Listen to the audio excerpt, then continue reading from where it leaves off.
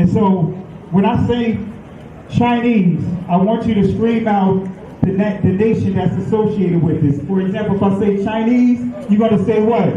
China. All right, let's say it with authority. When I say Chinese, you say what? China. All right, that's just a test right there. So here we go.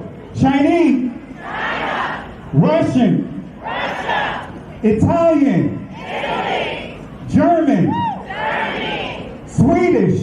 Sweden. Korean. Korea. Egyptian. Egypt. Nigerian. Nigeria. Black. Nothing. Tell him, Pastor. Tell him, Pastor. Black, nothing.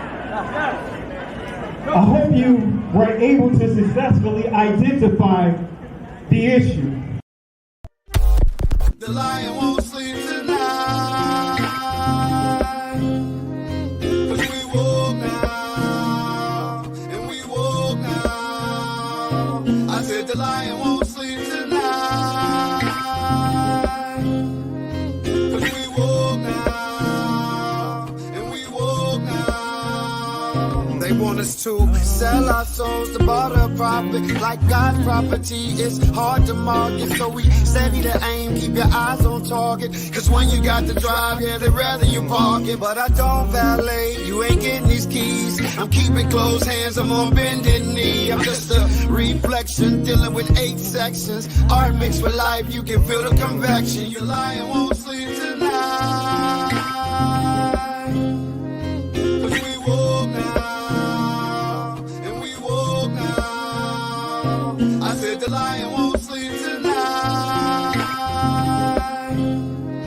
'Cause we woke now, and we woke now. I said the Assalamualaikum. In the 13th tribe, Arthur Koestler traces the origin of Eastern Europe's Jewish population that was largely decimated by the Nazi onslaught during the Second World War. Through extensive research, he discusses the history of a trading empire that was set up by a tribe known as the Khazars. The Khazar Empire was located between the expanding power blocks of Christianity and Islam, and the people were converted to Judaism by their king as a way of standing apart from both. The Khazarians and their wealth were dispersed through the countries of Eastern Europe after the collapse of the Khazar Empire. The Khazarians were not a Semitic people, that they called themselves Jews after their conversion to Judaism is as absurd as the Chinese Muslims calling themselves Arabs. Okay, I was just thinking about this morning. I grew up Baptist. I went to Vacation Bible School. I've read the Bible. I don't know if I'm interpreting it correctly, but if we are made in God's image, right, and the first modern humans originated in Africa, if God has a human form, God is black. God is black. I was a Christian missionary for years, but there came a time in my life when I realized that what I was taught about the Bible was a lie. In my confusion, I cried out for help. I met an Israelite who introduced me to the God of Abraham, the God of Isaac, and the God of Jacob, who is described in the Bible as having hair white as wool and eyes red as fire. Yes, the God in the Bible is black.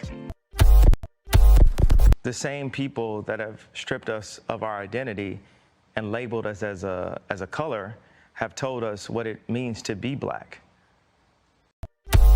The entire Bible is about black people.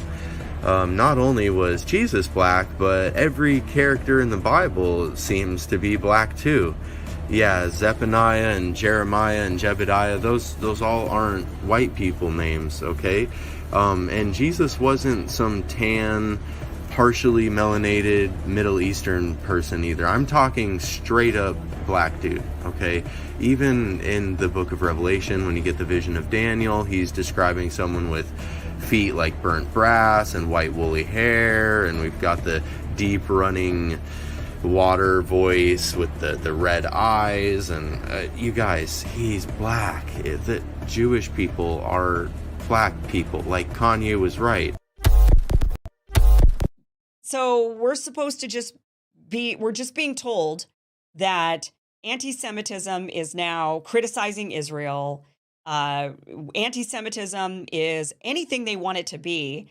They can't even define it. They admit in this bill that they've passed through the House that there's really truly no actual protection for Jews, but they're just making it up as they go because they want to say, well, but Semites, which we shouldn't even be using that word anymore because most Jews who practice the religion of Judaism are culturally Jewish, even if they don't practice the Jewish religion, but they're culturally Jewish.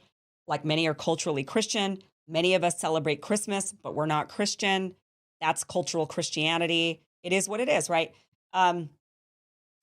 They can't define it. They're putting all these rules on us. We shouldn't even allow them to use the term anti-Semitism. It's not real. Most of these Jews are not Semites.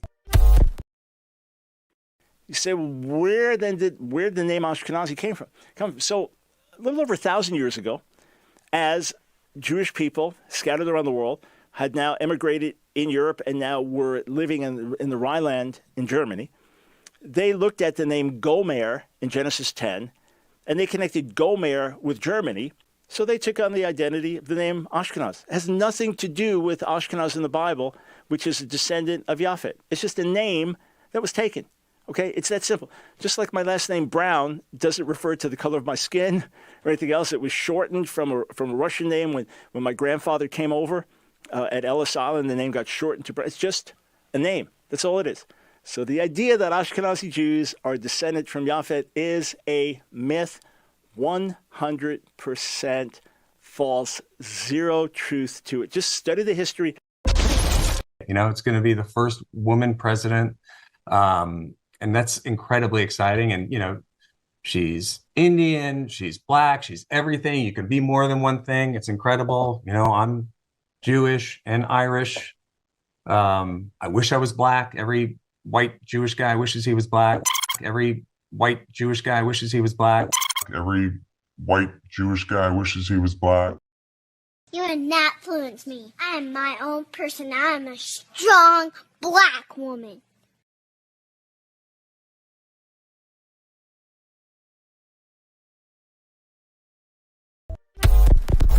Genesis chapter 11 verse 10 explains the genealogy of Shem. Shem was a black man in Africa. If you repeat this fact, they can't laugh at you. If you repeat this fact, they can't laugh at you. If you repeat this fact, they can't laugh at you.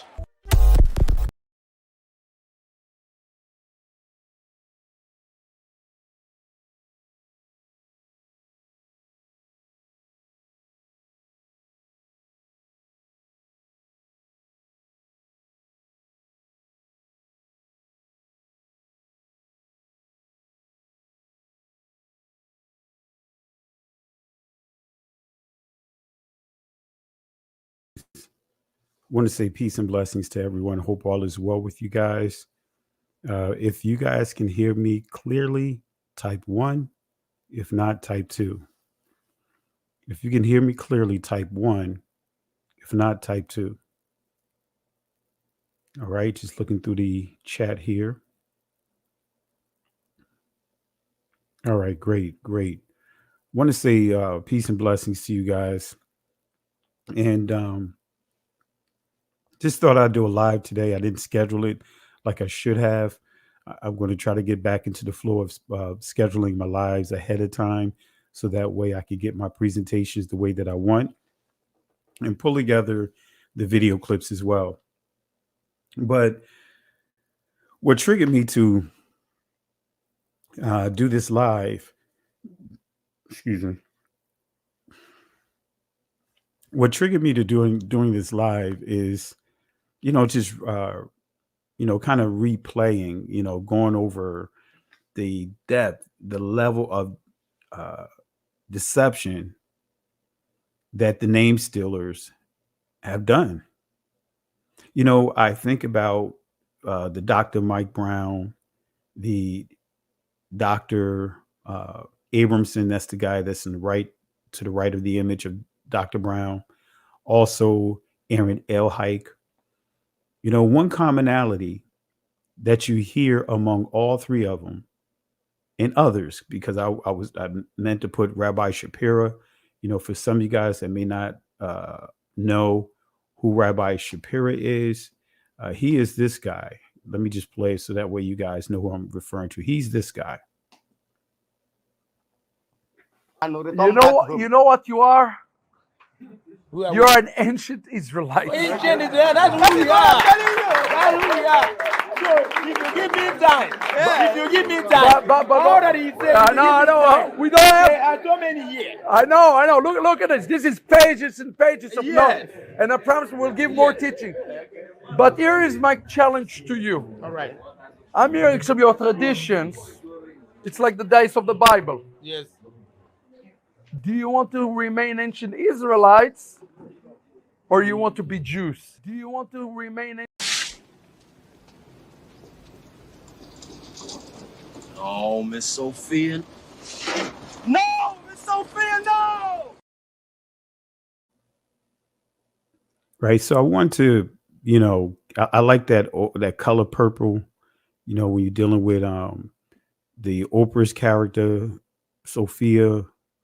Is that her name? I think her name is Sophia. But anyway, how she was asked actually about being slaves, or should I say being a maid, cleaning up the white woman's in the video, clean her house, right? And she explicitly said the H to the no, right? So because of the insult and the things that were said to her, man, she balled her fists up, and the rest is history, according to the movie. And so when I think about the number of lies that we're subjected to, I'm not sure about you, but it makes me want to do exactly what Oprah, as far as her character, did when she was asked whether or not if she wanted to, not asked, but pretty much in a nutshell, almost being told that she have to clean someone's house, right? This is my thought right here. This is what comes to mind. No, Miss Sophia. No, Miss Sophia, no! That's what comes to mind. And one of the commonalities that you see or you hear when it comes to the Jewish community, as we know them, the name stealers. I'm just going to use name stealers. Before I go on, I want to give a special shout out to Georgetta. Thank you for the love and support. Let me just go ahead and bring you up on the screen here, if I can. Let me pull you up here real quick. I want to give shout outs to Miss Georgetta. Thank you for the love and support. Thank you for the contributions tonight. And without you guys, I'd just be taking a walk by myself. So thank you, and family. Let's show our sister love and support for her love and support tonight. Really appreciate you. All right. And so, family,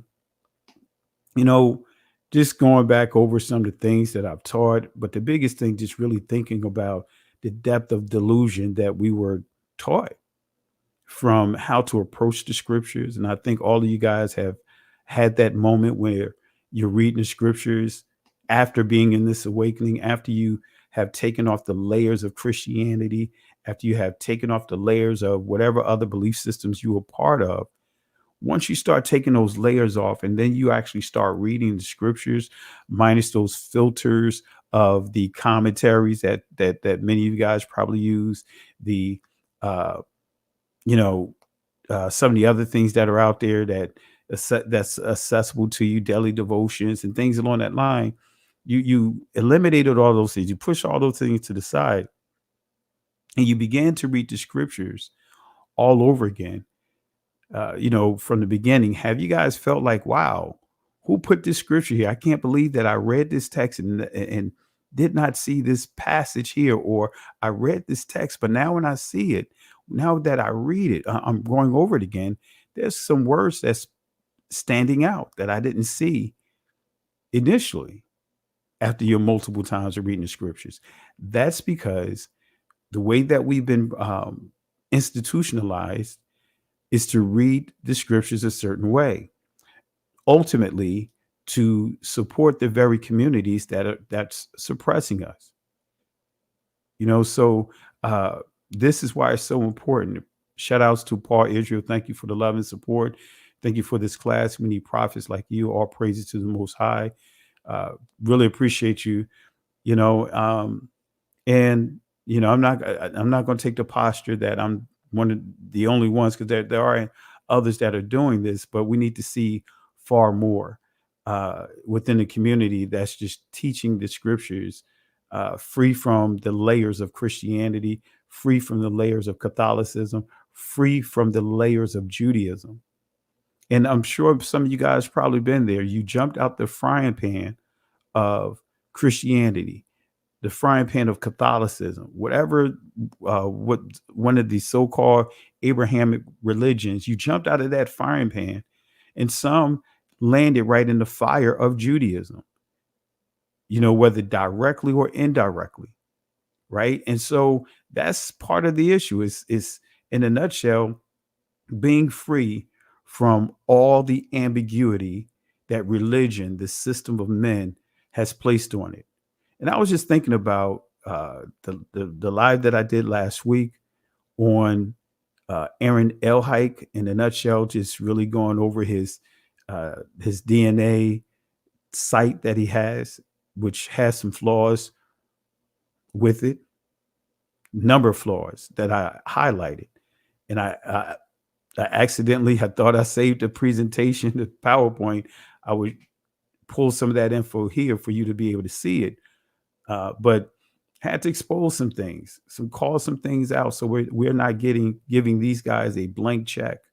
All right. But nevertheless, how many of you guys are just tired of the lies, tired of the liar in their father, the source of where these lies come from?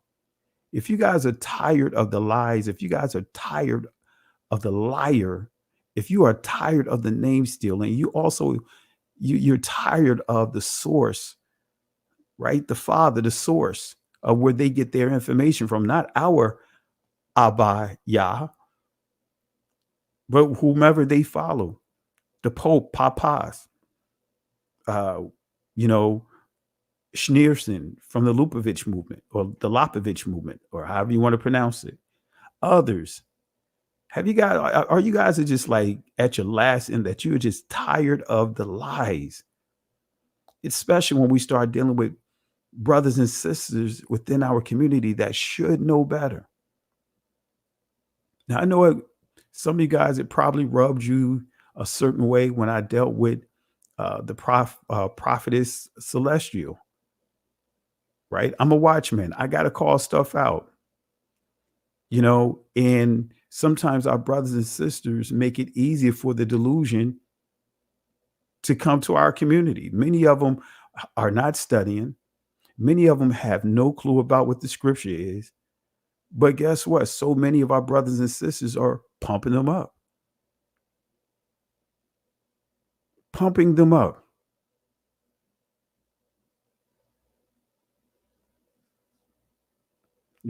Let me kick this person out. Don't bring this non-Messianic Ben Carlson nonsense to the chat.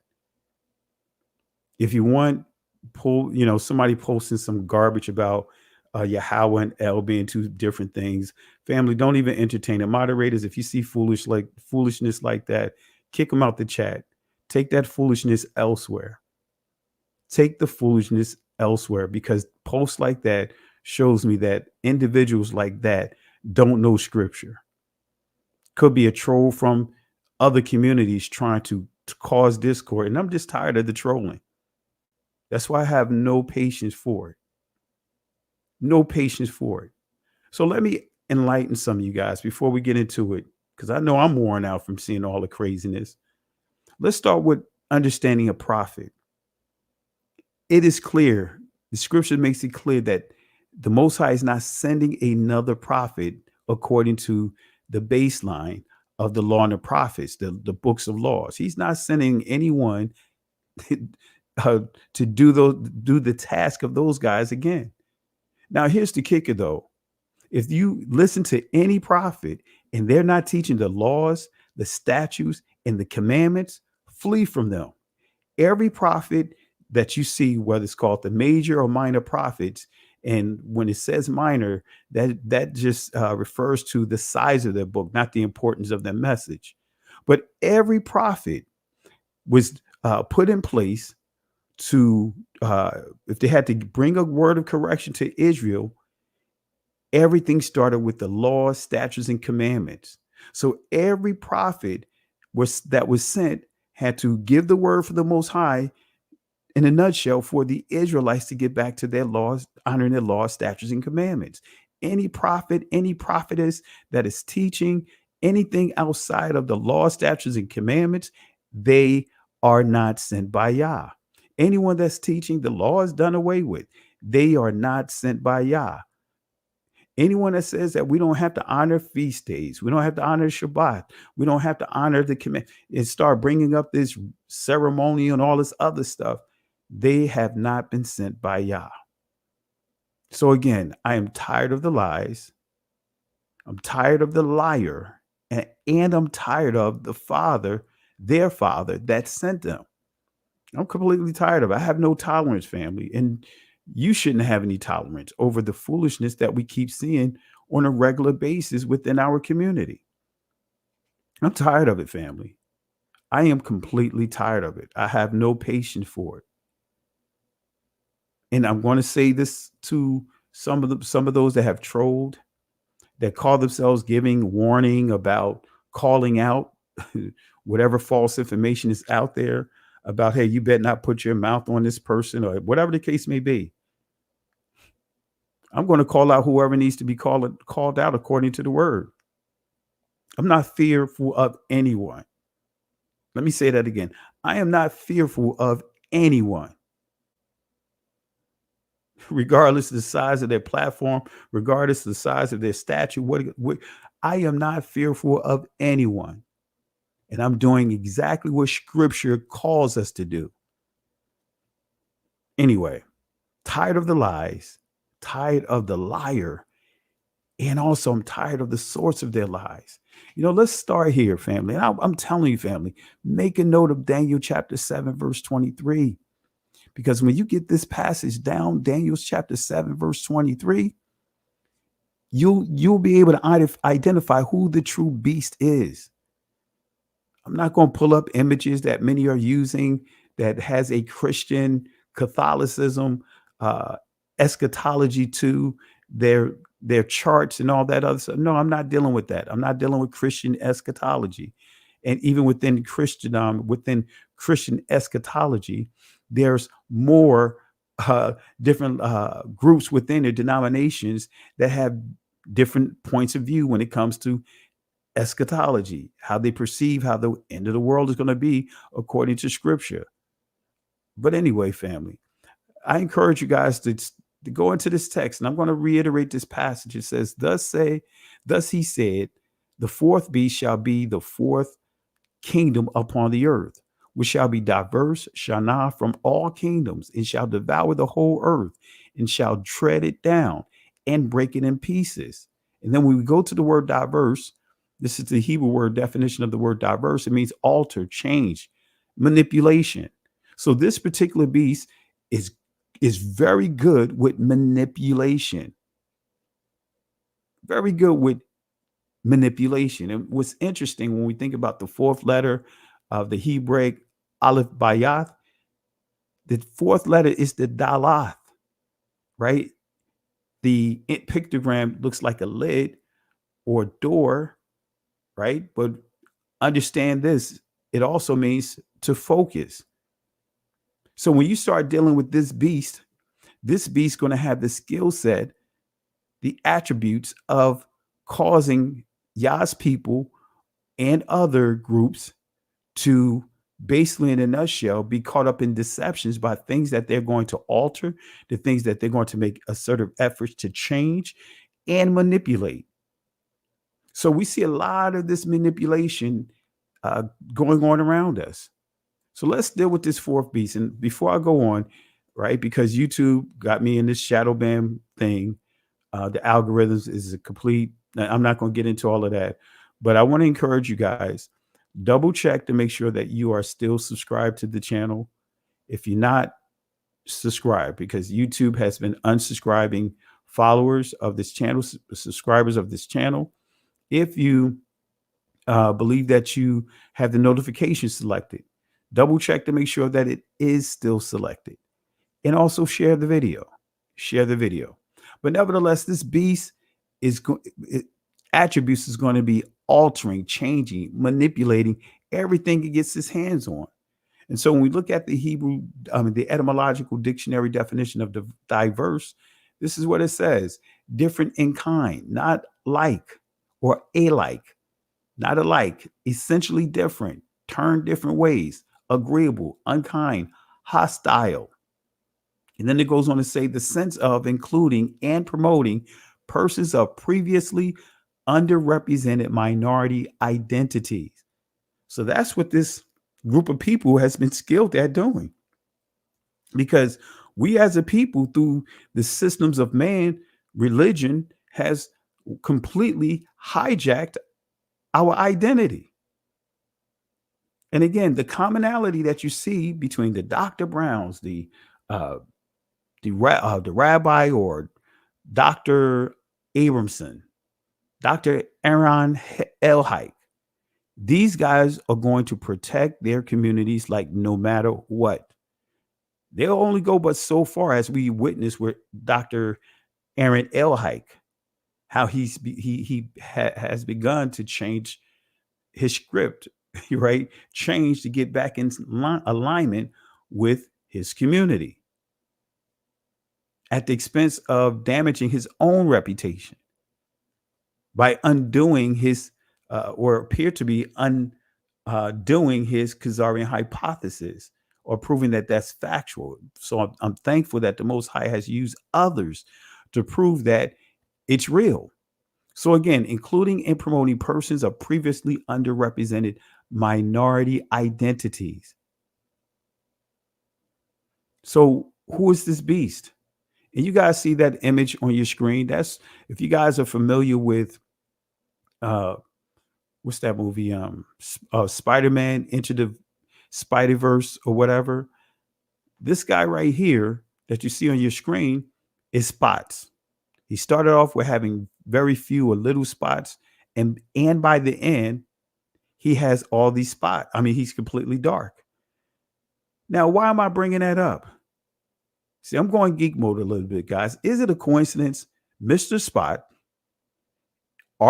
in his mind, his arch nemesis is a underage 15, 16-year-old boy, Negro, or we could say Negro Spanish, because his mother was Spanish, right? But his father Negro. But in a nutshell, we see Mr. Spots at the early in the movie, he had little to no spots. He was completely what, family? White. But by the time he got to the end of the movie, what color was he? Matter of fact, let me pull this image up. You know, guys, like I said, I am a geek, and I'm not ashamed of my geekness. Let me see if I can. I think I have him here, but let me pull him up here. Bear with me 1 second. I'm going to pull the white image. Let's pull it up here. Yep, I have it here. So let me copy this over. All right, let's copy this over.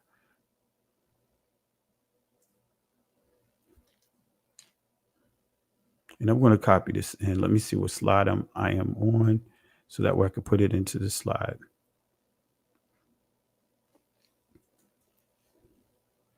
All right. I'll put it right here. All right.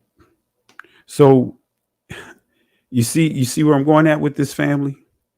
So Mr. Spot became the arch nemesis of a young underage guy, boy, if you whatever, he's actually in the movie, he's like 14, 15 years old. Now, Mr. Spot is going after him, right? But the key is they put the truth right in front of you, certain sprinkles of the truth. Mr. Spot, once he got all energized to get his full energy, went from being white with a couple of dots to the completely dark image as you see here. Let me just highlight it with the mouse so that way you guys can see it. And just even when you start breaking down the different characters, it's like as far as their names, and it's like, wow, it's a lot, family. It's no coincidence, you know. Let me see something here. All right. Yeah, Enter the Spider-Verse. That's the name of the movie. And let me see here. Right. And when you understand the different characters here, it's like it's like, wow, they're throwing it right in our face. Throwing it right in our face. Throwing it right in our face when you really understand the Hebrew school of thought. The Hebrew school of thought, especially when you're dealing with our people. You know, but anyway, but that's what you see. You have Mr. Spots basically need to gain all his power, going from white with a couple of sprinkles looking like a Dalmatian to being completely black. And now he's ready to go fight against his arch nemesis, Miles. But the key is he wants to kill his father. So he wants to kill the father of this Negro, not go at him, but go to his father first. So again, who is this beast? Manipulation. It's right in the cartoons and different shows that we see. Who is this beast that will operate under the spirit of altering, changing, and manipulating? Who is this beast? Who is this beast that will operate under the spirit of altering, changing, including and promoting persons of previously underrepresented minority identities? Who is this person? Who is this person? Who is this person? And before we go into this skill of manipulation, let me pull up a slide. I want to add a slide here so that way you guys can see the layers of manipulation. Before we get into Daniel, let me put another slide here, if I can. If not, I want to show you the definition of the word pagan, because even when you see the definition of pagan, you'll see that there's still sprinkles of the truth that we can, extract some of the truth from, that we can see the agendas behind it. So let me add pagan to this presentation real quick, because I want to show you guys. This is why I say I'm getting frustrated, get tired of seeing all this foolishness. Don't get me wrong. I am not giving up. I'm just tired, right? I want to make that clear. I'm not giving up. I still got my fight. I could go Joshua or Caleb up here. Don't take my position or my age and think that I can't go there in terms of defending what's right. All right, so let's pull up heathen or pagan. Let's pull up pagan. Let me add this here. Bear with me 1 second, because this is another key here to see the depth of manipulation. Both. When I say both, the Roman Catholic Church, Christianity, and also Judaism. Okay, so let me copy a couple of more here, because it's a key area that I want to focus on, and I want you to see the manipulation. Then we kind of freestyle a little bit from here. All right, once I go through the prophecies here, let me put one more here. All right. All right. And for those that are new to the channel, I shared a lot of information. I didn't even realize I had so many videos out there until a couple of weeks ago. And I have over 800 videos, but I'm going to start trying to organize it so that way some of the babes that are transitioning, you can go through the playlist and get exactly what you need to help you to knock down some of the stuff that's even teaching that's circulating in this community. So let me show you guys what pagan is. All right, let's see here. Did it pop up? Here we go. Let's go backwards here. This is pagan, right? It says person of non-Christian or non-Jewish faith. So according to this definition, anyone that does not follow the Christianity or Catholicism, that's still interchangeable, or the Jewish faith per se, whether you non-Messianic or messianic, however you want to go with it, that's what that word applies to. But the key, let me give you a key point about this word. Pagan and heathen are primarily the same meaning. Let me say that again. Pagan and heathen are primarily the same meaning. In other words, the same end meaning. It goes on to say, but pagan is sometimes distinctly applied to those nations that, although worshiping false gods, are more cultivated as the Romans and the Greeks. So the difference between a pagan, according to this definition, the difference between someone is practicing paganism, it's based upon how organized, civilized their nation is. But notice what it says here about heathen. And we'll see this example in the scriptures. It says, and heathen to uncivilized idolaters as the tribes of Africa. A Mohammedan is not counted as a pagan, much less a heathen. So this is making it clear that Islam, the Greeks, the Romans, all those different groups are now counted as pagan per se. And it says much less a heathen. So in the scriptures where you see heathen to uncivilized idolaters, guess what? That word is applied to those within our community, the different dark groups among our community. Before I continue, let me give you some shout outs. I didn't see some of the super chats that came in. Let me get some acknowledgments here. I want to say Shalom, Lak, Mash, Paka, peace and blessings to our elder. Elder is in the building. Show some love for the elder who is in the building. All right. Thank you for the love and support. Shalom. I sent you an email. I will peek out the email, and let me make sure I make a note of it because my email has been getting flooded. Also, Brother Eric Tinsley, thank you for the love and support. Israel is for Israel. Absolutely. We got to start home first. Brother Cedric Lewis, the super sticker, thank you for the love and support. And again, shout outs to Georgetta for the love and support. Thank you guys again for all the love and support. So family, heathen, uncivilized Negroes, uncivilized tribes in Africa. That's what the word heathen is applied to. Give you proper clarity. So many cases where you see inside the scriptures, heathen, because technically, if you go to the ancient word in the Israeli, you'll see goyim. In the ancient Hebrew, you'll see ga, wa, yam. That's all you'll see. So how did they transliterate that ga, wa, yam over, or goyim, either one, however you want to pronounce it?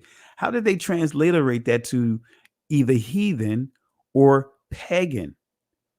And so the heathen, again, from a historical perspective of how this word is used, is referred to uncivilized Negroes. Uncivilized Negroes. Let me do something real quick.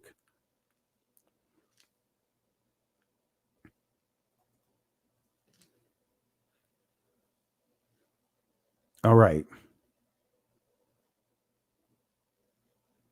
Let me bring this up here.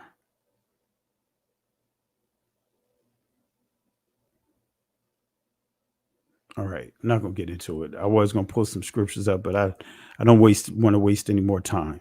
All right, so let's go ahead and get into it, fam. Let's continue. So wherever you see that word pagan, think of heathen in the scripture, think about how they defined it as being uncivilized Negroes. All right. So again, it says the English word was used later in a narrower sense of one not a Christian, Jew, or Muslim. Now we're dealing with the so-called Abrahamic faiths, because ancient Israelites didn't call themselves Jew. Actually, that word Jew evolved in the English, inside the English language. You could go to some of the old dictionaries and you'll see that that word Jew did not evolve from among the Israelites. That word Jew is not a short form of Yahweh or Judeo or Yahudi or Yahoo. I'm just giving some different pronunciations of it. But nevertheless, you see this is protecting all the so-called Abrahamic faiths, religions that was not created by any of the Israelites, because they didn't practice Christianity, they didn't practice Judaism, they did not practice Islam. So not a single Negro should be in Islam. I understand why many are flocking to it, but they are just as bad, played a major role in our demise as any other of these so-called Abrahamic religions, in which, again, none of the Israelites created. Christ never called himself a Christian, right? Christ was teaching the law and the prophets. Anyway, so let's go to Daniel chapter 7:25. Let's go ahead and pick it up a little bit. And he shall speak great words, Malah, or Malaya, or Malai, against the high priest, and shall wear out Bala, the saints, actually Quadash Yam, right? So wear out the people of Israel. We're dealing with Israel here, family, not the church, not the other nations, but we're dealing with Israel, the nation of Israel. It says he shall speak great words against the Most High and shall wear out the saints. In other words, the holy people of the Most High, and think to change times, laws, and they shall be given into the hand until a time and times and the dividing of times. So he shall speak great words against the Most High. Do you guys want me to give you a sample of speaking great words against the Most High? Matter of fact, here's a sample of it. This community can get away with so much disrespect, will not get called to the floor. So let me give you an example of how this group of people are, as we say here, speaking great words against the Most High. Let me play this rabbi here again. You guys remember I decided to keep some of these in the chamber, so to speak. When I say the chamber, on file. Where is it? Got so many videos that I'm going through. Let's see if I have it here. I thought I had it here. I guess I don't. All right, here it is. Here it is. Now listen to this. This is speaking great words against the Most High. Here we go. But the Zohar insists on reading the words in the precise order in which they appear in Hebrew. Bereshit, in the beginning. Bara, it created. Elohim, God. In the beginning, it created God. The Zohar takes that to mean, in the beginning, infinity created God. Now, what could that possibly mean? God is now the object of the verse, not the subject, which sounds impossible or heretical. But the Zohar, I think, is saying that infinity is the true reality of God. Anything else that we call God is puny compared to that. That's our own imagination or our own estimate of what God could be. That's our own imagination or our own estimate of what God could be. That's our own imagination or our own estimate of what God could be. It doesn't do justice to the true reality of God. So infinity brought about all that we think of as God. And for the Zohar, that's the meaning of the opening of Genesis. In the beginning, infinity created what we call God. Now, is that an example? Is that not an example of someone profaning and uh, speaking against the Most High, who, as I highlighted in this passage and also in the verse, he shall speak great words against the Most High? Is that an example of someone speaking great words against the Most High? Is that an example that we can use, proving that they are literally using great words to speak against the Most High? Because in that passage, as you heard, or in the video, as you heard, the rabbi who's a professor, you heard him profane the Most High, speaking great words against him. Do you guys agree? Into Focus 1, Sandra Rice agrees. Someone asked a question. That's a great question. What is infinity? Let me see here. Let me pull it up here. So, what created infinity? See, that's supposed to be deep, family. Even though that's contradicting scripture, that's contradicting the Father himself. That rabbi, that teacher stated that infinity created the Father, right? And now we're getting into what is called the Ein Sof. Let me see if I have it here. If not, I have to pull it from another presentation. Let me see. I may have it here. All right. So, in a nutshell, Ein Sof is who they worship. He's referred to as the infinite one or infinitive one. Suppose that's supposed to be his name, and Ein Sof, and the symbol is like a swirl, type of symbol, which means infinity. So they again, they have their own messiahs that they're chasing after. They're chasing after so much. But again, he shall speak great words against the Most High. Here's the Hebrew definition of great words. It says here, a word, command, discourse. Now, do you see the name stealers? Are you guys in agreement that the name stealers are causing a lot of problems, causing a lot of discourse right across the board?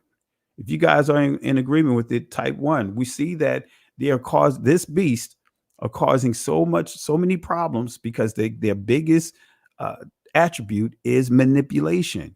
So it says here, a word, command. It also means discourse.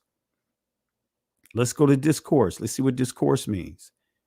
It says process of understanding, reasoning, thought, a running about. Doesn't that sound familiar, family? Running about? Running about sounds familiar. Let me see if I have it in here, because then we can really show that the scripture talks about what we would call trolling. That's right, family. The scripture talks about trolling, refers to them as tale bearers. This is why you hear me use the term tale bearers. Okay, it's not in this slide, but anyway, I'll have to add it in there. Let me see something real quick.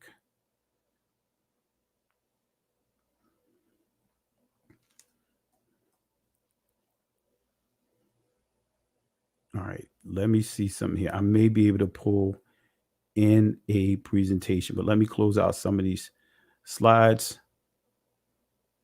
because I have a number of slides open. I'm gonna leave the hex one open, and I'll close out this one here. All right, so let's open up trolling. Let me prove that the scriptures talks about trolling. And I've been teaching about talebearers long before we see some of these so-called prophets and prophetess popping up. So let me copy this over. And I'm going to copy over what a troll is. And a troll is nothing more than a talebearer. All right, let me see something here.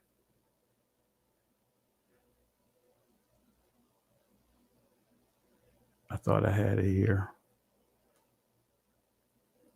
All right, let me copy it over so you guys can see what a troll is.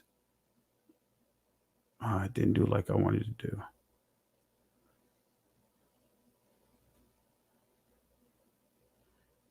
I would start with Leviticus 19. And I'm going to copy this over. And let's cut and paste this into the channel. Where are we right now? Let me see the slide. We're dealing with discourse. So let me copy this over into the main page. Let's see, discourse. Let's put it right here.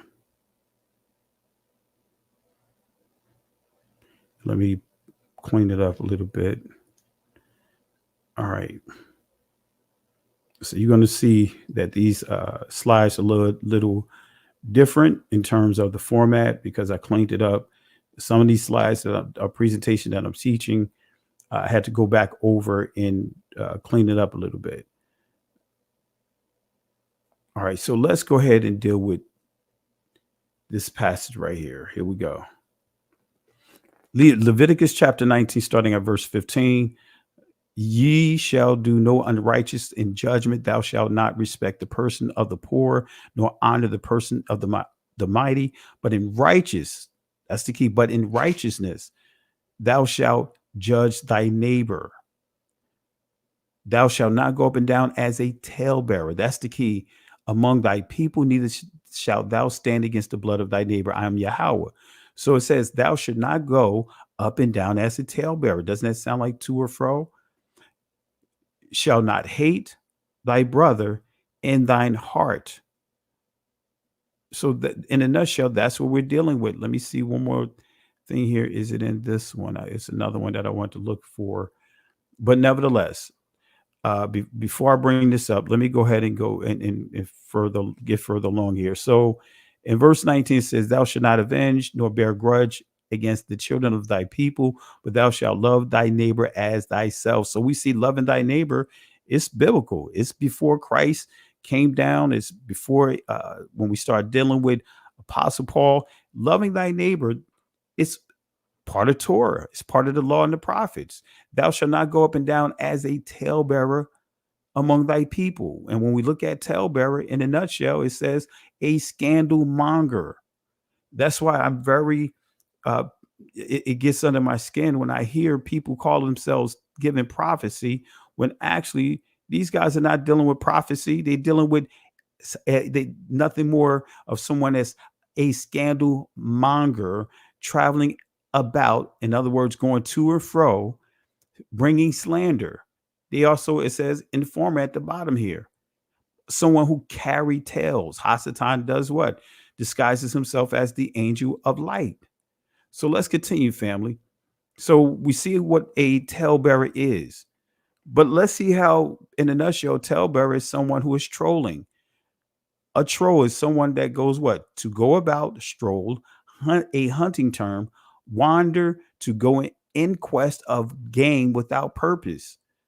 And then we look at what the Merriam dictionary says about trolling. It says to harass, criticize, antagonize, especially by provocatively disparaging or mocking public statements, posting, or acts. And guess what? We were warned about trolling. Be sober, be vigilant, because your adversary, the devil, Shatan, as a roaring lion, walketh about seeking whom he may devour. So guess what, family? This is telling you that the scriptures are dealing with trolling. And we have a lot of so-called people that are following Christ that are trolls inside this awakening and outside this awakening. And you have prophets and prophetess who's pretending to be a prophet of the Most High when actually they are talebearers. Does that make sense, family? So the scriptures is making it clear. It doesn't matter if you have the title of a prophet. If you are spreading, as we hear today, a lot of gossip and trying to disguise it as prophecy, trying to get predictions and thinking that's prophecy, guess what? The Most High referred to you as a talebearer. See, there's a thin line between good news and gossip. Let me say that again. There is a thin line between good news and gossip. And so this beast will create, through manipulation, will create so much discord through media, because YouTube and social media, other social media platforms can be used to troll people. Matter of fact, Candace Owens did a video, and I was going to upload it, how the name stealers is in cahoots with YouTube. She put a video up and went through the process with YouTube. YouTube said, okay, that video is good. They went through their review process, and they made it clear that there's nothing wrong with the video. But what did they do? The ADL and those groups that's connected to them, they had a ton of people within their group. Because remember, Mike Goldberg or whatever his name is, Greenblatt, I think that's his name. But if you think about what he said about the Kyrie Irving situation, he made it clear it's over 22,000 of them strong. So you take even just 500 people, go to somebody's YouTube channel, go to a video, and you just mark that video is a video of harassing and disrespect, YouTube is going to take it down. That's manipulation, family. That is manipulation. But nevertheless, this beast will create through manipulation. He will create so much discourse through media that many will become worn out and be good for nothing. In other words, give up. So have we been subjected to witchcraft and charms through the media? Absolutely. I'm not going to go into this right here. So how significant is the number 6? The number 6, how significant is the number 6? To understand this, it starts with understanding the system of man, which is known as the mark of the beast. So what is the beast? Who is the beast? I pointed it out, but let's give clarity. We already understand. We're dealing with that fourth beast that Daniel talks about, that has the reputation of a manipulator, someone who manipulates, who deceives, who alters, who changes things, and speaking words against the Father, creating discourse. So when we go to Revelation chapter 13, verse 16, it reads, and he had power to give life unto the image of the beast. And the image of the beast should both speak and cause that as many as would not to worship the image of the beast should be killed. Verse 16, and he caused all, both small, great, rich, poor, free, bond, to receive a mark in their right hand or in their forehead. So notice what it says again. It says, and he causes all, both small, great, rich, poor, free, bond, to receive a mark in their right hand or in their forehead, and that no man might buy, sell, or sell save he that had the mark, or the name of the beast, or the number of his name, which is 666, right? That's the name of his name, 666, that number. It says, here is wisdom. Let him that hath understanding count the number of the beast, for it is the number of a man, and his number is 603 scores 6. So again, we're dealing with the systems of man, right? 666 represents a system. What number is the number of man? Genesis chapter 1, verse 26, and Genesis 27:31. It makes it clear. Elohim, let us make man in our image, after our likeness. Let them have dominion over the fish of the sea, over the fowl of the air, over the cattle, over all the earth, and over every creeping thing that creepeth upon the earth. So Elohim created man in his own image, and in the image of Elohim created him, male and female. He created them. All right. So again, going back here, as I highlighted, we're dealing with the number of man.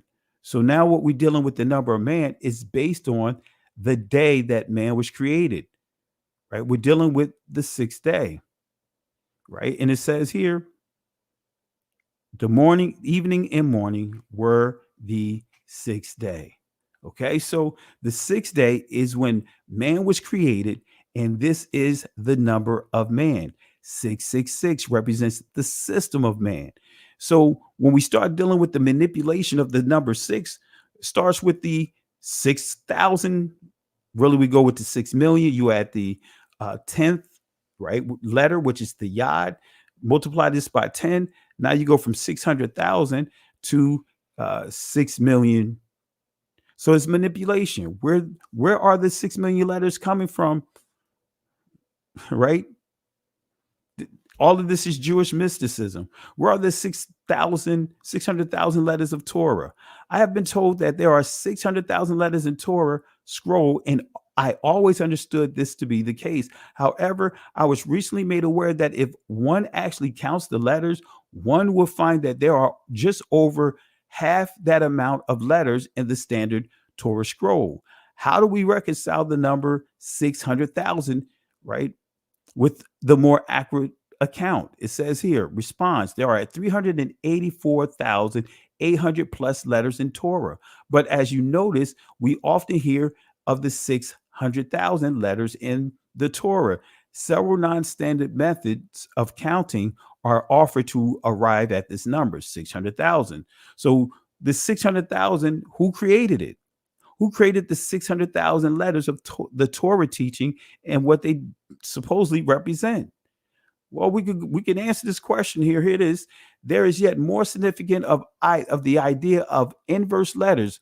The 6 million or 600,000 letters corresponds to the 600,000 souls of Israel. Although there are many more than 600,000 Jews, there are 600,000 general souls which divide into the individual sparks that become each of our souls. So we see this is dealing with mysticism.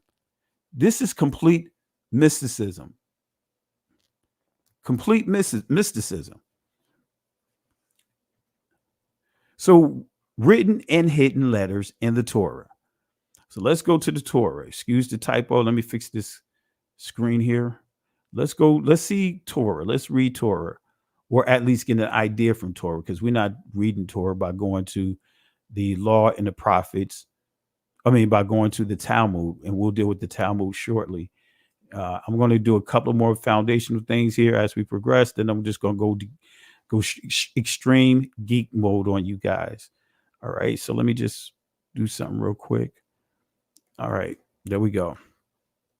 It says here, the Zohar Kadash states that there are 600,000 letters in the Sefer Torah, which corresponds to the 600,000 souls of the 12 tribes of the Jewish people. Similarly, the Magaleh Amukos writes that the soul of every Jew stems from one of the 600,000 letters in Torah. The name Israel itself can be viewed as an acronym for the word Shishim,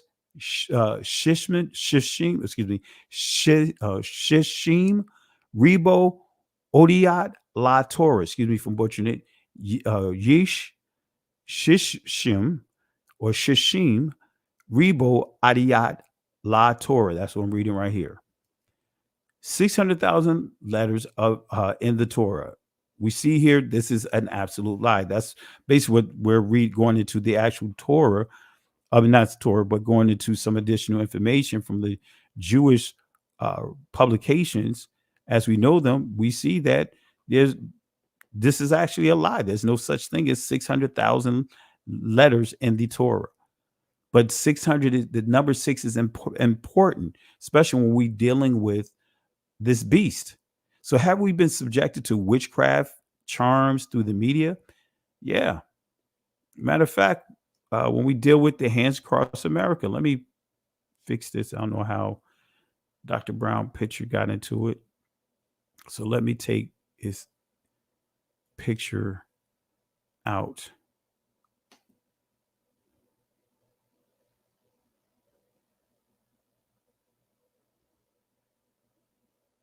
All right, take his picture out. Okay, so let's go to break this down real quick. Hands Across America. Do you guys remember Hands Across America? You know, that was supposed to be a counter to We Are the World. You know, so Michael Jackson had a fierce battle against those that wrote that song. But it says here, Cragen proposed an audacious plan called a stunt by United Press International to raise between 50 million and 100 million for hungry and homeless Americans by enlisting 6 million people to form a coast to coast human chain on May 25th, 1989. You guys remember that movie, Us? Do you guys remember Us? Us, that movie, basically in a nutshell, is it Us? Yeah, I think it's Us. Yeah, that's the name of it, Us.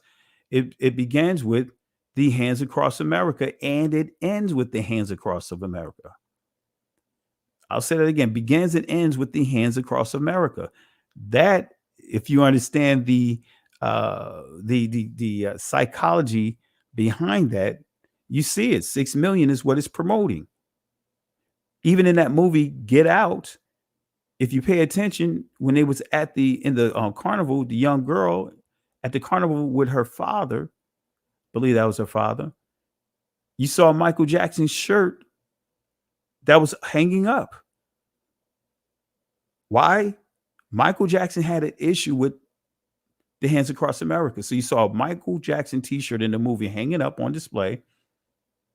And then also you see Hands Across America. Because again, symbolism, that's what he's pointing out here.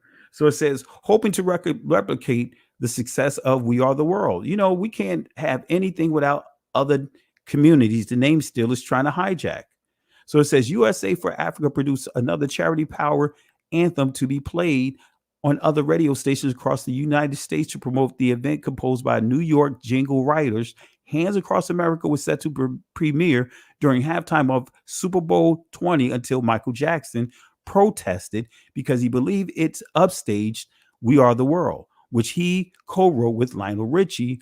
Organizers pulled the song and Americans who turned into watch the Chicago Bears maul the New England Patriots were instead treated to a commercial featuring Hands Across America, celebrity co-host Bill Cosby and Lily Tomlin. So again, 6 million. Why was the goal set at 6 million? It's no coincidence. 6 million is a capitalistic number. It is numerological. Excuse me for butchering the word.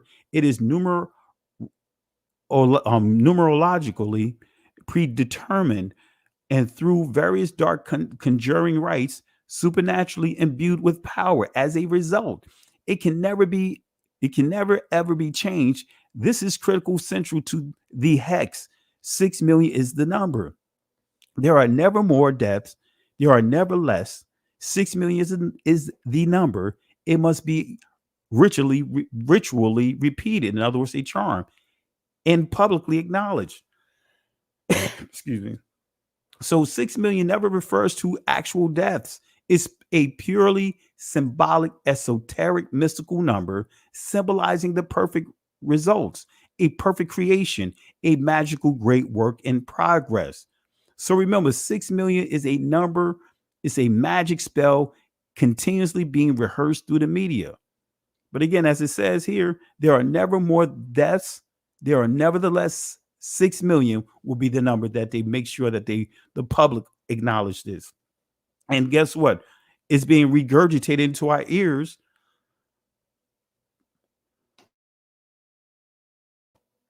Man, I have to give me some water. Throat getting a little dry here, but it's being regurgitated in our ears. Everything that happens, you have the name still is popping up and want to hog the narrative into the Holocaust. Right? Every time you turn around, something points back to the Holocaust. Have you noticed that? Every person that they accuse of anti-Semitism, they have to point it back to the Holocaust. Family, let me do this. I'm going to put a video on real quick. I'm going to run and get me some juice out of the refrigerator, and I'll be right back but I want to make sure that I'm able to clear my throat because my throat is getting dry. Here we go. And don't you black people ever forget one thing. The man that helped Jesus carry that cross was a black man. And don't ever forget another thing. Jesus belongs to Africa as much as he does to Europe and Asia.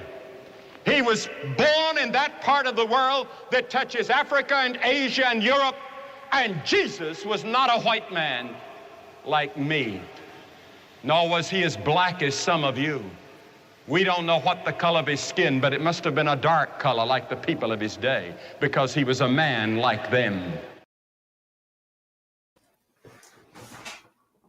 All right, I'm back. I am back. Had to get some water for my throat because it was getting dry. Yeah, it was getting dry. When you're speaking on this mic, it can get dry, especially if you have the air on. So I just wanted to get me something to drink. All right, that's right. First things first, obey your thirst. Going to the Sprite commercials. Believe it or not, back in the day, I used to rap, and I was supposed to be in the Sprite commercial. My manager was setting that up, but they didn't like me going at some of the other artists. I was pretty thorough.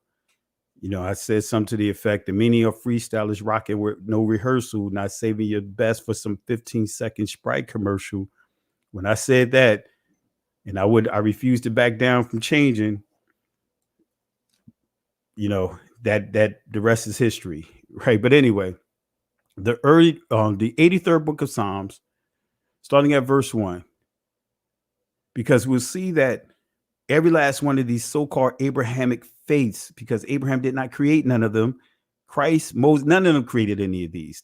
These so-called faiths were created by the name stealers. Keep not thou silence, O Elohim. Hold not thy peace, and be not still, O Elohim. For lo, thine enemies make a tumult. Hamah, a war cry. And they that hate thee have lifted up their head. Tumult, as we see here. Hamah, in other words, make a loud sound. Be in great commotion. Doesn't that sound familiar? Will speak great words against the Most High. So to rage war, sound, be in an uproar. So tumult simply means a war cry. And so a war cry in a nutshell is like basically slogans and things along that line to rally against a particular group of people. So what is the current slogan that's currently rallying a certain group of people to a cause? Because that's what the word mean. Matter of fact, let me put it in here real quick.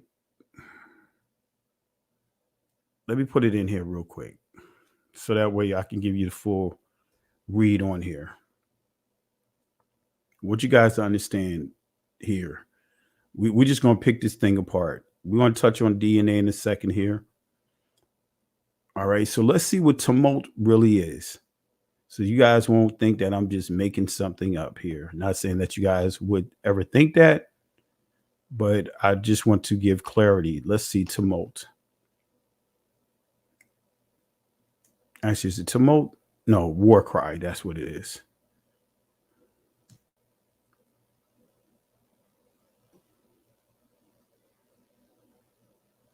All right, let's insert that.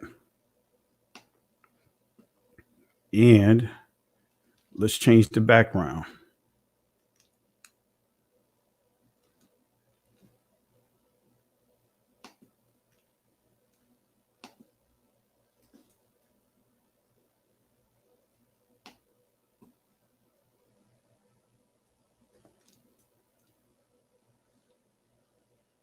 Oh, why is it doing this?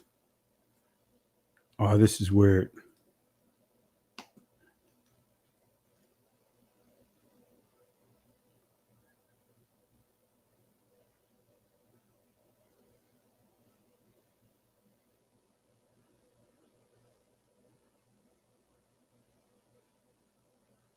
Bear with me 1 second, family.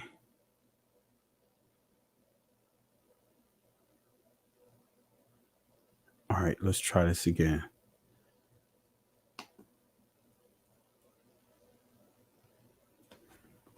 This is weird.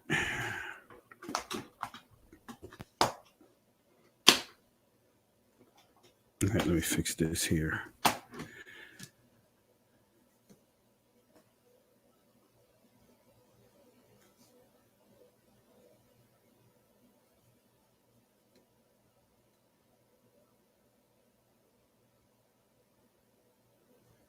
All right, family, something's happening kind of weird here.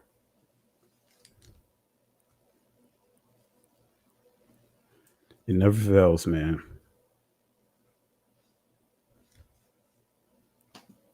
All right.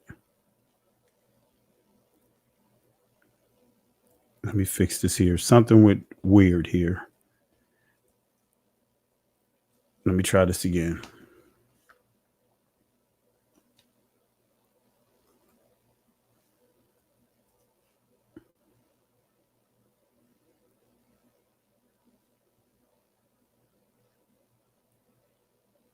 All right. War cry. Yeah. It seems like StreamYard started doing some crazy stuff here. All right, there we go. So let's look at the word war cry real quick. All right, I got that. This is what a war cry is. It says, a cry used by a body of fighters in war, a slogan used especially to rally people to a cause. So have you noticed, family, that they constantly have been coming up with different words, slogans against our community, coming up with words like Black identity extremists, certain words that they come up with to try to use that as a rallying cry for their communities, for the attacks. And that's what you hear today. Hebrew Israelites, Black Hebrew Israelites. Those terms, Black Hebrew Israelites, are being used to rally people to a cause. Who's the people? The people that's caught up under this system of man, the 666, that embraced the mark of this beast, now trying to use everything they can as a slogan, a war cry to come against Yah's people. All right. So Tumult means war cry. So what is the current slogan that's currently rallying a people to a cause? What is the slogan that's rallying these people or certain people group to a cause? This is Israelis 911. That's one of the things that you hear. And I'm not going to play the audio. That's what they're trying to refer to what's happening over in the conflict over in Northeast Africa. They're trying to label this as being that country's 911 to make it seem as if their 911, the whole situation that's currently happening over there, is worse or equivalent to 911 that occurred here in New York City. They're trying to make it so that way whenever we think of 911, they're going to start, watch this, they're going to have a memorial day or to memorialize, so to speak, the situation over in the Gaza territory, the Gaza country over in Israel or Northeast Africa. So they're going to do everything they can to push lies through the media. See, are there any other Israeli rallying cries? Absolutely. 6 million is used as a rallying cry, and they inject that in everything. So have we been subjected to witchcraft and charms through the media? Absolutely. Right. I'm not going to get into playing a video, but let me share with you one sample of someone that is caught up with the manipulation and charms with the Israeli community. This is one of those guys here. And actually, we got brothers and sisters in our community as well. I woke up, man, this morning with some disturbing news out of Israel. That Hamas kidnapping children, putting them in cages, killing women, killing the elderly. That's some cowards. That's cowardly. And for all y'all Black Lives Matter who ain't saying nothing, well, let me figure out exactly what happened before I say anything. Huff. Figure out what? It ain't never been cool to kidnap kids and put them in cages. It ain't never been cool to kill women and elderly. Never been. No matter where you from, what you represent, what tribe you for, it don't matter. There ain't never been no cool. There ain't never been none that nobody supported. And then you go and hide and put the kids in front of you as a barricade. That's some cowards. All you politicians who always have something to say on the contrary, I see you. Huff. All you Black Lives Matter people who always have something to say and always supported everything else, and you quiet now, huff too. Only place in the world where I can go and study Torah and eat kosher food. Only place in the world. Only place in the world. Only place in the world.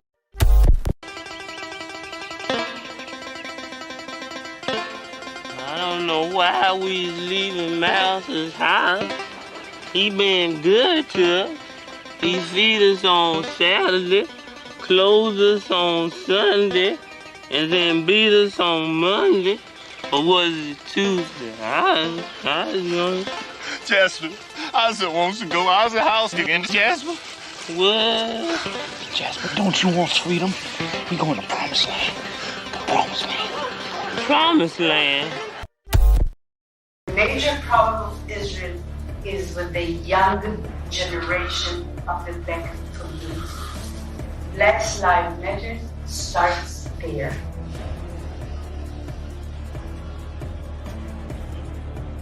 I had last week sit-down dinner in my house with the people which are considered the leadership of the black community.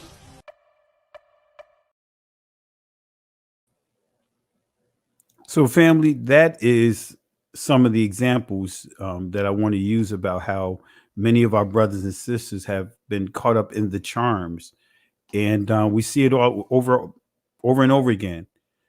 And what they use is language. Many are getting caught into Judaism by learning the Israeli language. Brothers and sisters that want to use that as a means to, many of them believe that they've now arrived, will be accepted by that community, validated. But anyway, family. Anyway, so the 100 million, actually, this is 1 billion fund to rebuild Jewry in New York Times, 1918. The key is here, 6 million. 6 million souls will need help to rescue normal life. And we see this is 1918. And this is the actual screen print of the actual news article in the archives of New York Times that I pulled it from. But you see 6 million.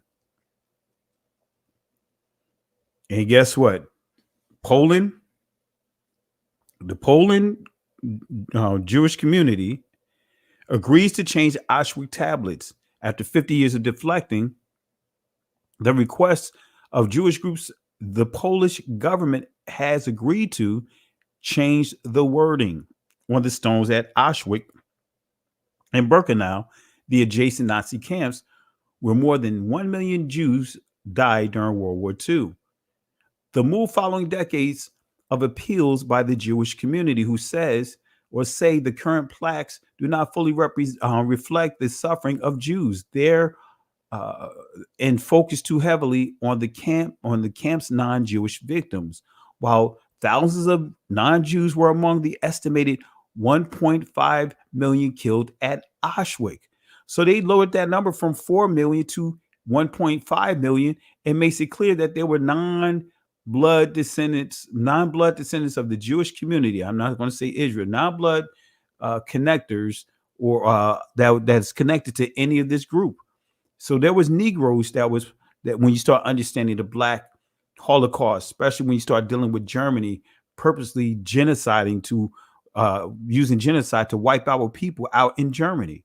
So it says here, while thousands of non-Jews were among the estimated 1.5 million killed at Auschwitz. So it says the victims were predominantly Jewish.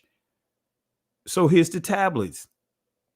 This is the new tablet. 1.5 million men, women, and children, mainly Jews. So it's making it clear. But why don't we hear anyone speaking on this? It makes it clear. 1.5 million, mainly Jews. That's a very generic word. They good with generic. They are good with manipulation, as I talked about. Why are these articles important? See, the Jewish community began to promote the narrative of 6 million Jewish victims 30 years before the Holocaust ever happened. Again, that's a Kabbalistic number. That's a number among them, which that stands for is mysticism. Each one so-called letter in Torah is supposed to represent a group of Jewish people, so to speak. So what is the meaning of Holocaust? And when we go to Oxford Dictionary definition of it, it says the mass murder of Jews. See how they hide this word Holocaust? It's not a biblical word especially from the tense that it's using. But look at here. It says the mass murder of Jews under the German Nazi regime during the 1941 through 1945. More than 6 million. You see the number 6 million? As well as members of other persecuted groups were murdered at concentration camps such as Auschwitz. So when we go to etymological dictionary definition of Holocaust, it says sacrifice by fire, burnt offering, a thing wholly burnt whole. So we see how they hijacked this, created a word, and now so many are like parakeets under that witchcraft, under that spell, right? To regurgitate the 6 million number. Now, again, I want to make this clear. We're not saying that the event didn't take place, but even their own people are questioning the validity to the numbers. As I just highlighted, it's a publication from Poland that they knocked that number down from 4 million to 1.5 million or 1.4 million, whatever. So originally a word for burnt offering, massacre, it goes on to say massacre, destruction of a large number of people, catastrophic or catastrophic. I can't even say it now. Catastrophe, right? So, in a nutshell, we see how this word Holocaust is now being referred to. No matter how you use it, it's still going to be referred to that community. So according to the etymological dictionary, the word Holocaust is associated with the burnt offering. Burnt offering? That's associated with the burnt offering? Come on, family. This is a modern insert. Adding the Holocaust. That word Holocaust, even though it's of Greek origin. So every time you hear the word Holocaust, human sacrifice. And we see the confirmation of this word in another source. The Ernstine etymological book, dictionary or whatever. Excuse me, from Butcher. I think that's the Ernest. Let me pull it up. I got the source here. Ernest Klein. Right. I'm trying to memorize it, so I have it up here. All right. But anyway, we see here he caused to go up on the altar set of sacrifices, but the Most High didn't call us to sacrifice our children. It's against the law. All right. But the Hebrew definition of the Holocaust is going to the primitive root word we see here: to ascend, arise, bring. But we don't see the definition of how it's being used today of human sacrifice. Carry up, grow, increase, over increase, mount up, raise, recover, restore, make to rise up. Okay. So according to the etymological dictionary, the word Holocaust is associated with the burnt offering. So in the Septuagint, the Greek term is holokautomai, right? Which means whole burnt offering, is used to describe sacrificial offerings where the entire animal is consumed by fire. So again, that word holokautoma, right? This word was used synonymously in the Greek for animal sacrifices, not for humans. Right. So this term does not refer to people in the context of the Old Testament or established covenant or the New Testament, which is the renewed covenant. It is specifically used for animal sacrifices. Let me say that again. This word is used strictly for animal sacrifices and is part of the religious practices described in Torah. So the term began to be associated with the people more broadly in the 20th century, particularly and related to the systematic extermination of Jews and others by the Nazis during World War II.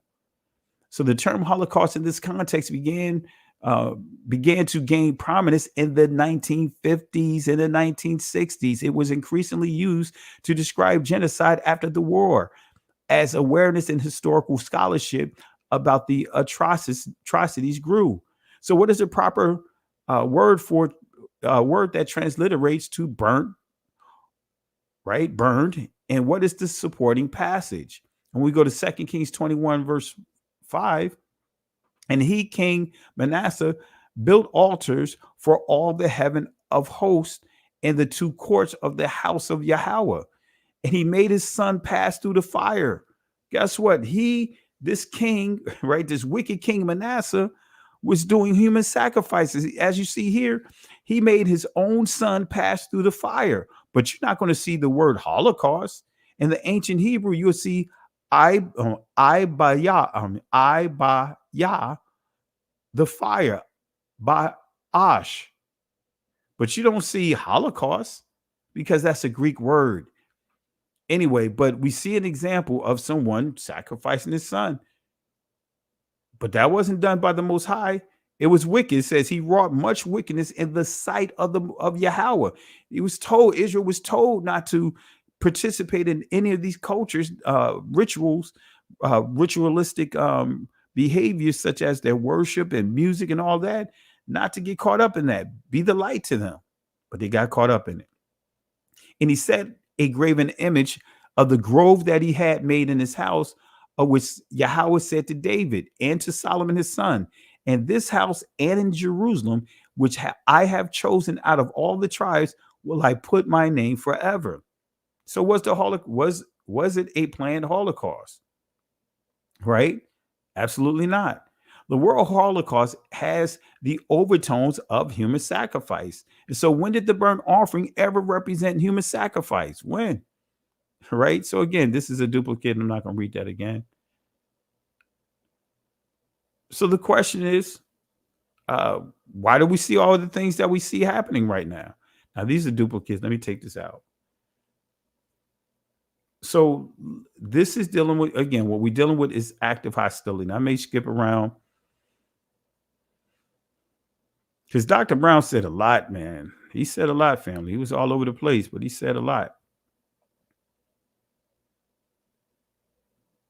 All right. Now, this is an old presentation.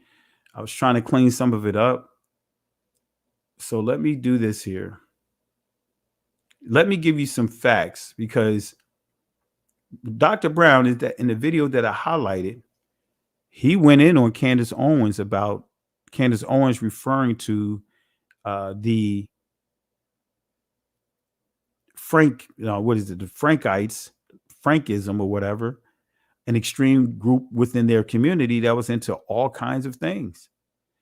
He was off the chain. Let me delete some of this here.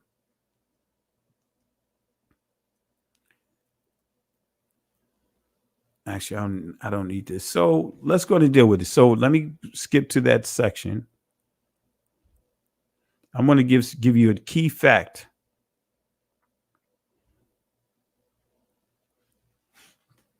All right, let's see here. Yeah, this slide is pretty big, family. Very big. Did a lot of teaching and mapping this thing out.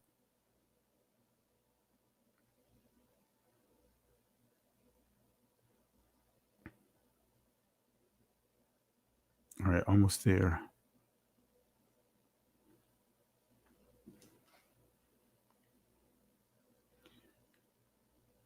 So this is the organization, well, the case that the ADL ran with and others ran with. All right. So this is interesting about Leo Frank.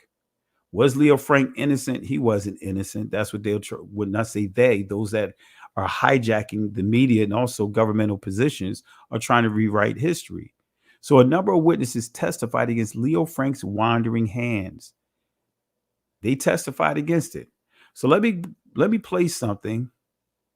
No, I ain't gonna do it. I'll just go into it.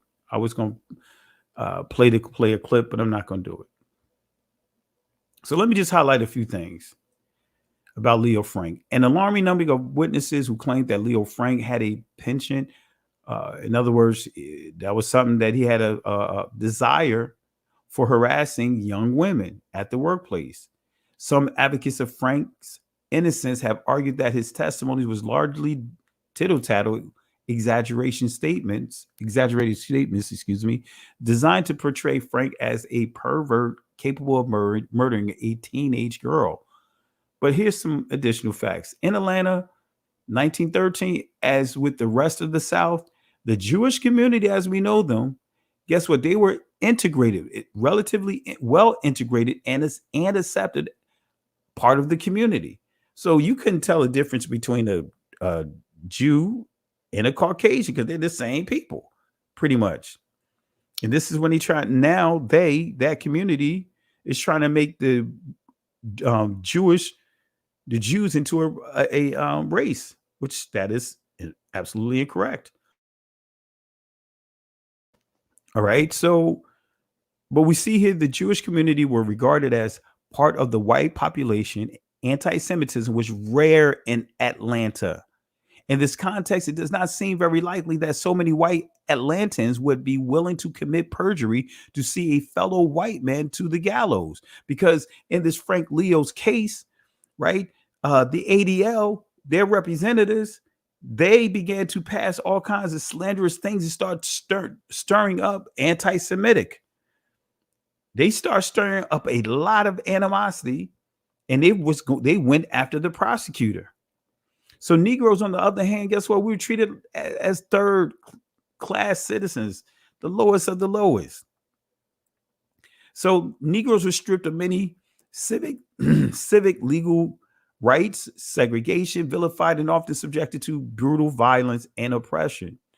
So most of the thousands of lynchings that occurred during this period were of our people, Black men, often killed if there was even a suspicion that they had attempted to engage in relations with a white woman. But the ADL and their coalition at that time began to push this lie, stating that this prosecutor is trying to let a Negro go free. Come on, family. They don't protect us, especially back then. But that's what they started spreading that, the ADL at that time. So the defense team did not even attempt to cross-examine any of the teenage girls that testified at the trial of Leo Frank. See, that he had made sexual advances to them. So they did not even cross-examine the witnesses, which is odd.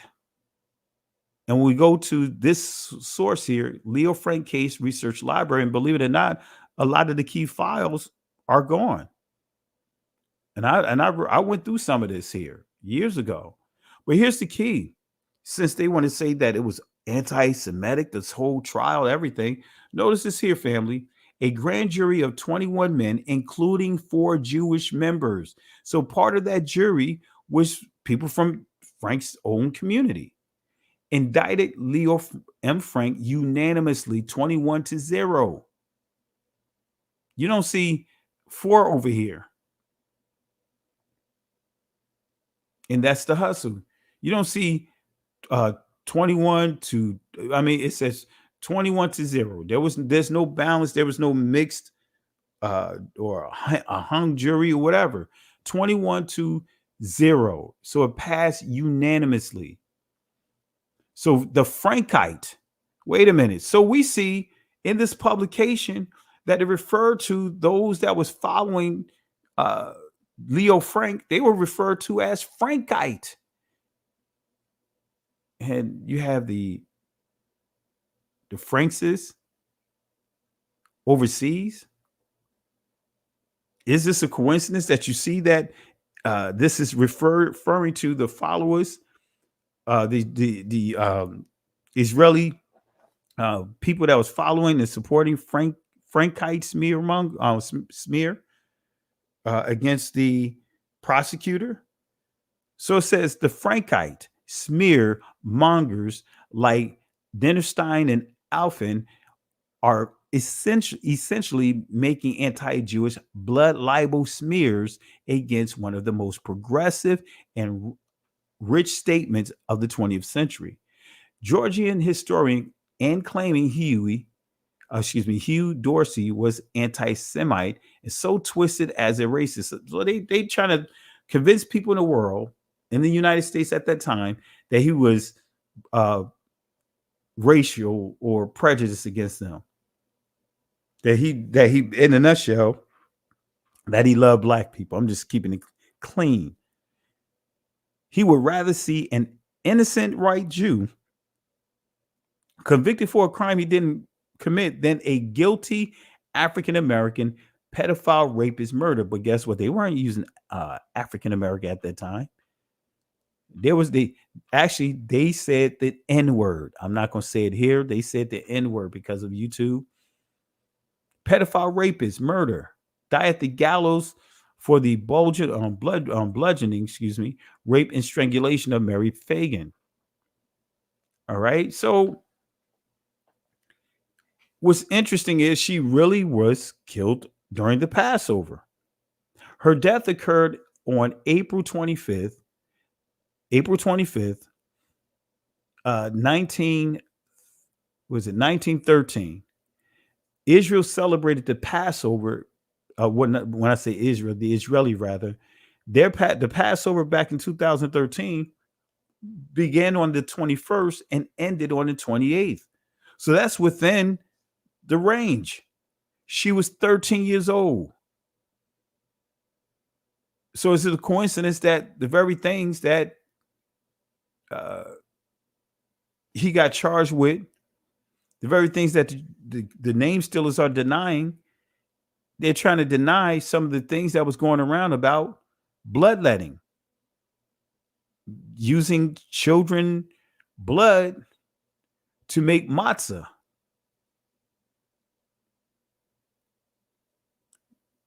So family, it's right here. It's right here. Let me see. What else do I want to touch on?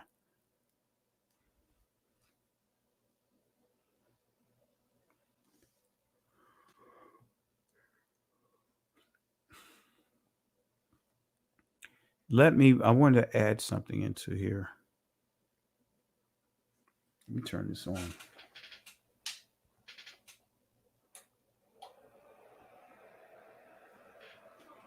Let some air come up in my office. All right. The Talmud. Let's see the Talmud.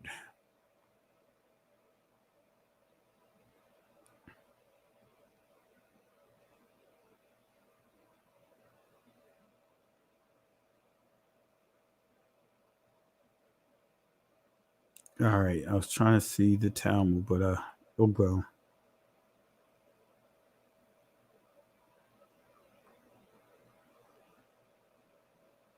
Let me see here. Nope, that's not what I was looking for. I was trying to look for the source that gives you an idea of when the Talmud was actually created. I was trying to go through here to see if I can locate it.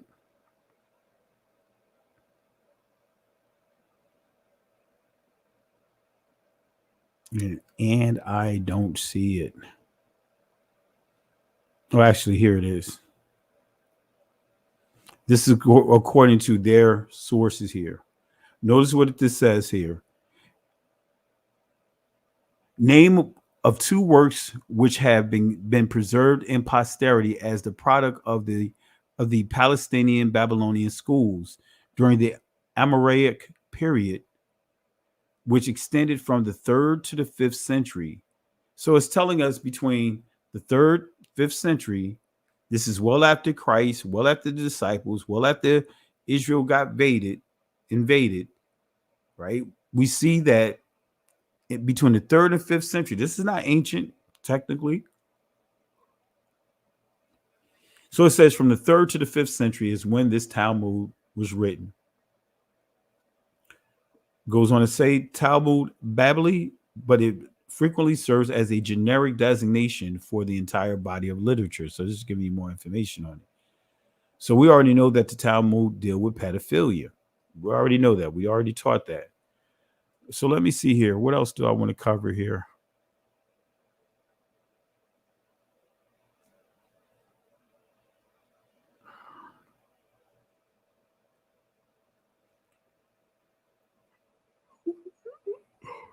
Let's see, just looking through here.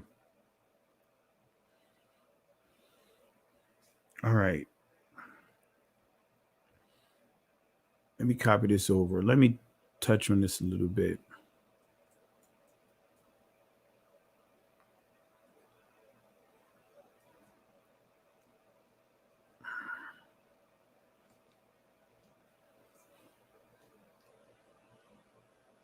All right, let's see here.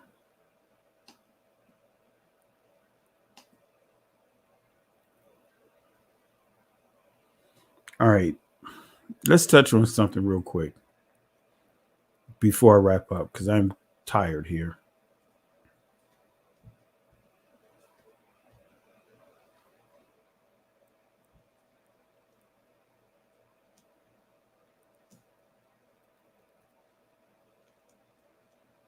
I don't know why this is doing this.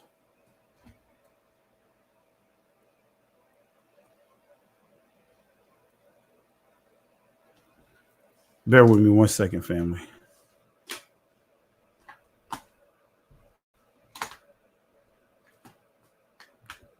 May have to call it a wrap because I'm having some issues with here.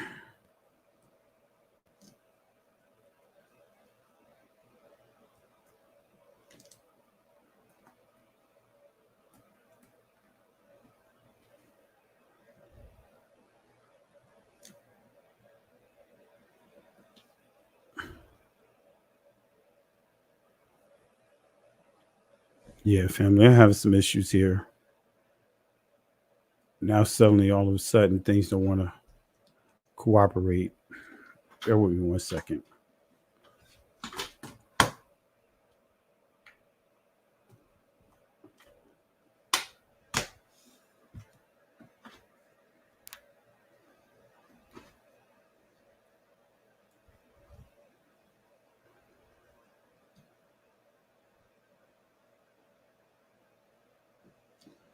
Yeah, family, it's no coincidence. Lately when I go on this channel, I start having issues.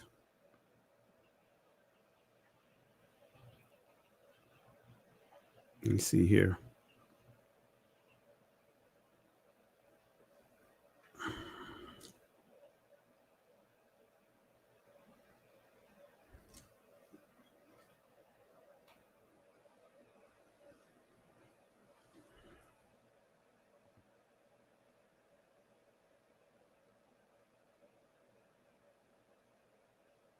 Bear with me one second, family. We may have to call it a wrap tonight if this is not working the way I want it to work.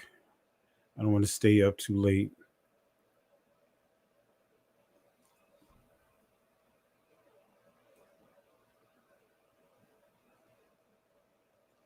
Let me just try one more thing.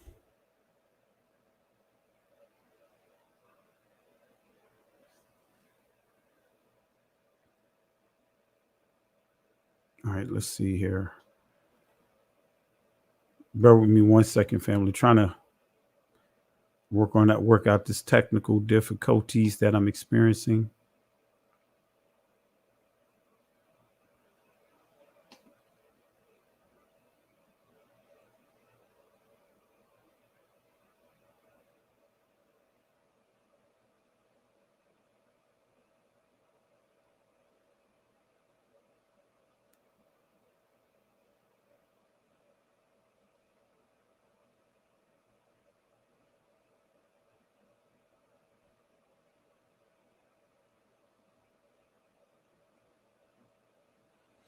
All right, family. Yeah, we're going to call it a wrap. We'll continue this. I'm going to pick this up tomorrow, and I'm going to go into. I'll make sure I really go geek mode tomorrow because this is acting up. So I'm going to call it a wrap here tonight. It's not a coincidence that suddenly I'm having issues whenever I go live. All right. So my apologies. My apologies. All right, family. We'll call it a wrap. Really appreciate you, the love and support. And we'll continue this tomorrow. I'll come on during the day and I'll go into some other stuff that I want to touch on, especially when we start dealing with DNA. So we'll do this tomorrow night. Actually, we'll do this. We'll continue tomorrow night. But with that being said, family, in the words of the Most High that He gave to Moses to encourage the Israelites, Exodus chapter 14, verse 13 to 14.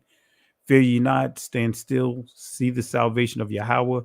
These Egyptians that you see here today, they will not have power over you ever again. The Most High will fight for you, but we have to hold our peace. Can't go back, can't stay here. Keep moving forward. Shalom. Listen, Genesis chapter 11, verse 10 explains the genealogy of Shem. Shem was a black man in Africa. If you repeat this back, Genesis 14, verse 13, Abraham steps on the scene. Being a descendant of Shem, which is a fact, means Abraham too was black. Abraham, born in the city of a black man, called Nimrod, grandson of Ham. Ham had 4 sons. One was named Canaan. Here, let me do some explaining. Abraham, Isaac was Jacob had 12 sons, for real, and these were the children of Israel. According to Genesis chapter 10, these were the children of Israel. According to Genesis chapter 10.